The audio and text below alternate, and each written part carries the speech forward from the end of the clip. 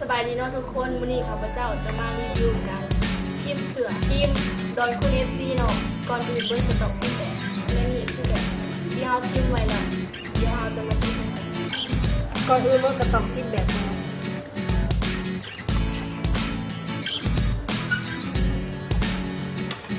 เนาะ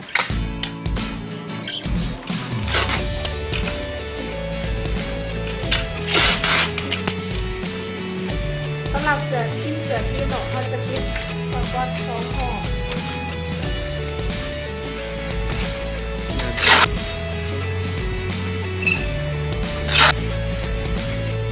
เดี๋ยววันนี้เราจะมาแกะอุปกรณ์การแกะติดสกอตเพื่อยังเพื่อป้องกันพวกไฮซีมันถือเสือเนาะเวลาเขาไปกินสี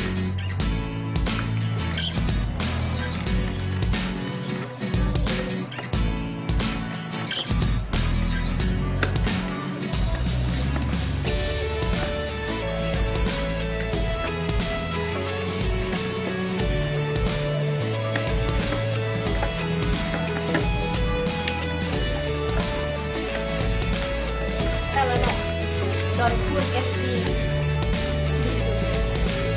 ต่อไปเขาจะมาสกีแล้วเนาะเอาบล็อกใส่เสือก่อนประมาณนี้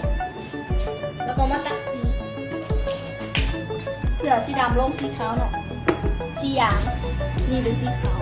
อย่าไปลงสีดำ ใส่ปริมาณเท่านี้แหละ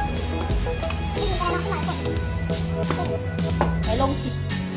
ก็คือกับท่าสีให้ทัว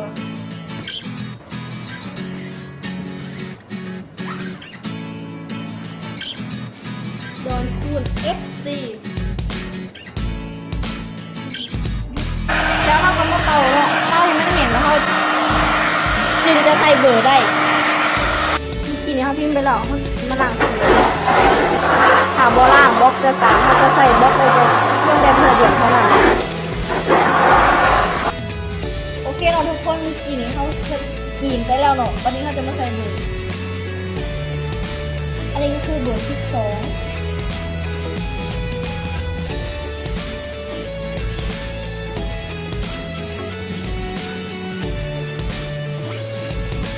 โอเคเนาะเราเนาะเบอร์ที่